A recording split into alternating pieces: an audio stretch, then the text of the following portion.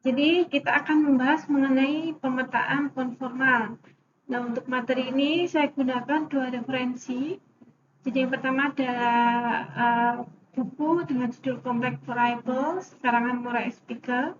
Ini ada edisi bahasa Indonesianya. Jadi kalau kalian berminat bisa mencari peubah kompleks bahasa Indonesianya ya. Jadi ada terjemahannya.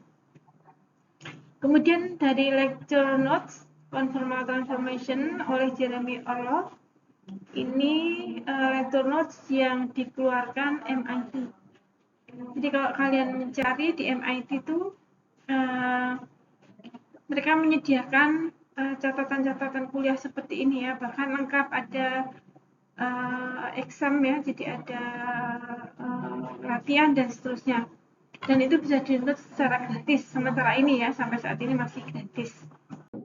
Oke, jadi membahas mengenai pemetaan konformal, kita harus mengulas kembali mengenai fungsi variabel kompleks.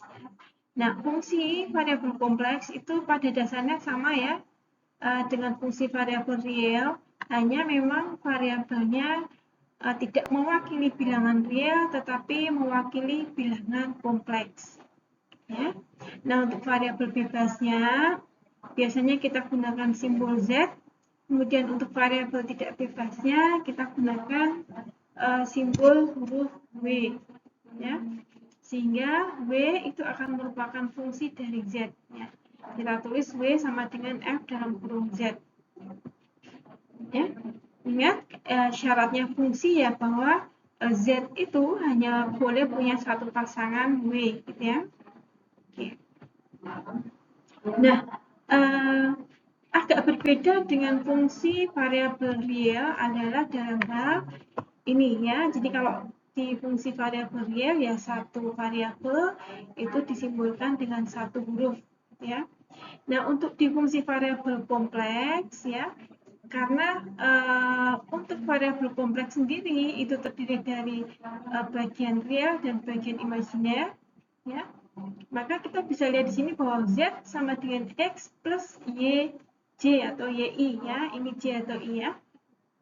Nah, kita lihat Z ini variabel, X ini kan juga variabel ya, karena bisa bernilai berapa saja, Y juga bisa bernilai berapa saja.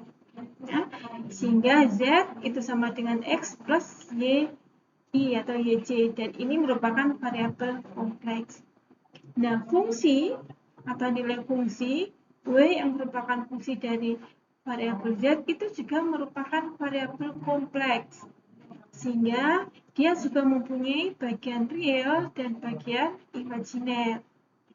Nah, biasanya untuk bagian real itu disimbolkan dengan U dan bagian imajiner disimbolkan dengan V ya.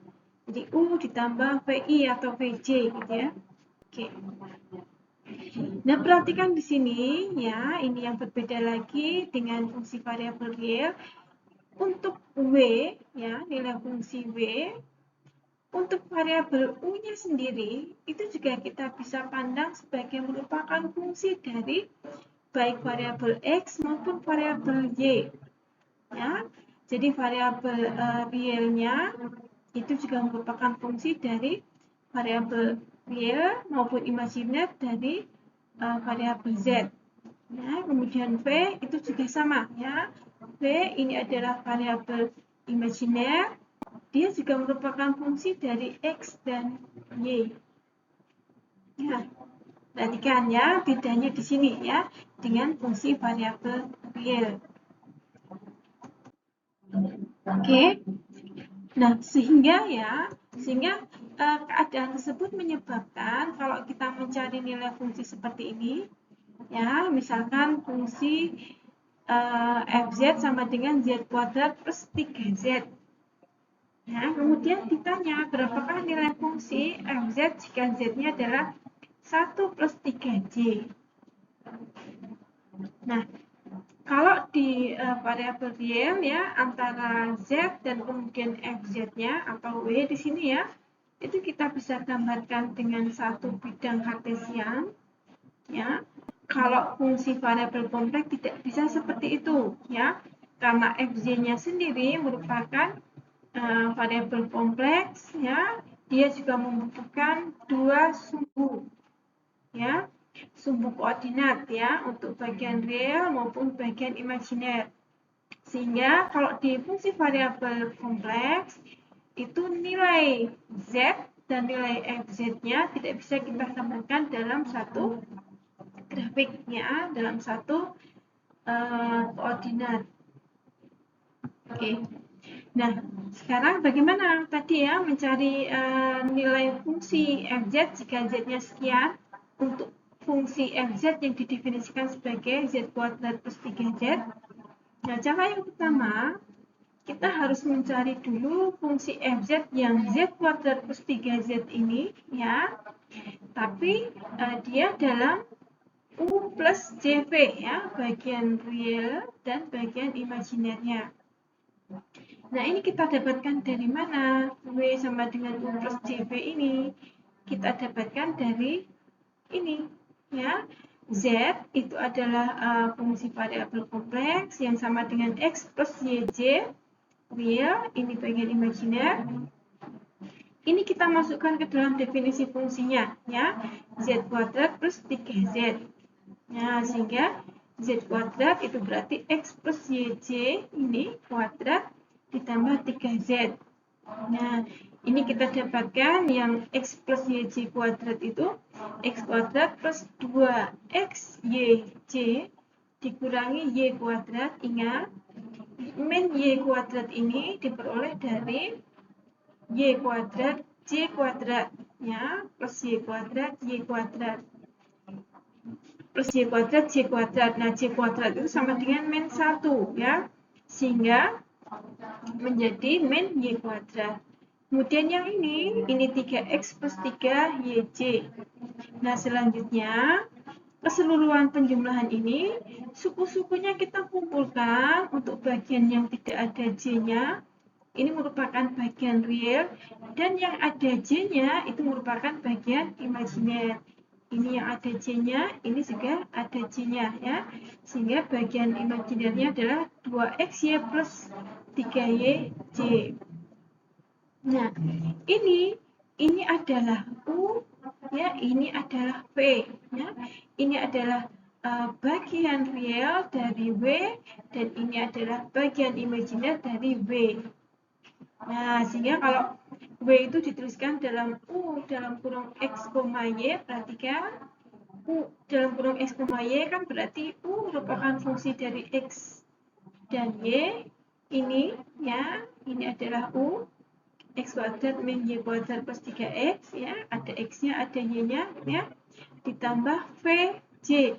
V-nya ini juga merupakan variabel yang merupakan fungsi juga XY, dan itu kalau kita lihat di soal kita ini V-nya, ya, ini U ditambah VJ.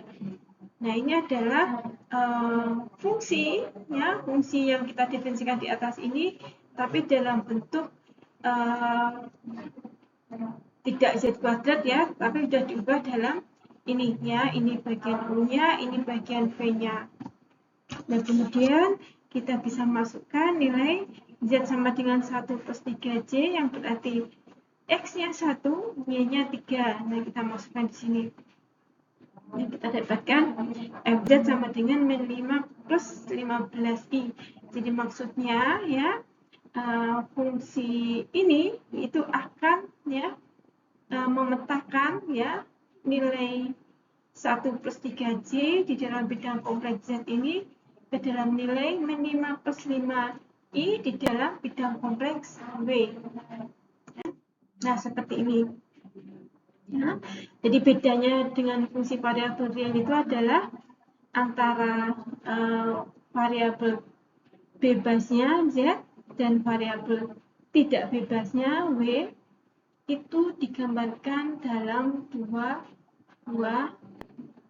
bidang, ya, bidang atau sumbu atau koordinat kartesian. Ini bidang kompleks Z, ini bidang kompleks W. Ya. Nah, sebenarnya mencari pemetaannya di mana, ya? Jadi ini bisa dikatakan ditransformasikan, bisa juga diistilahkan dipetakan, ya. Jadi memetakan titik Z ini ke dalam titik W di dalam bidang kompleks W. Nah, sebenarnya mencari nilai W tadi itu bisa langsung saja dimasukkannya dari Fz sama dengan Z kuadrat plus 3Z. Ya, jadi Z-nya 1 plus 3Z tadi kuadrat, kemudian ditambah 3Z, 3 dikalikan Z, nah kita dapatkan nilai yang sama dengan yang tadi. Nah, bedanya apa? Hanya bedanya kalau tadi itu kita bisa melihat bahwa bagian realnya itu merupakan fungsi dari XY, kemudian bagian imajinernya juga merupakan fungsi dari XY. Nah, karena dia itu seperti seolah-olah memindahkan gitu ya, memindahkan satu titik ke satu bidang ke bidang yang lain, maka sering disebut sebagai fungsi transformasi. Atau bisa juga dikatakan sebagai fungsi pemetaan.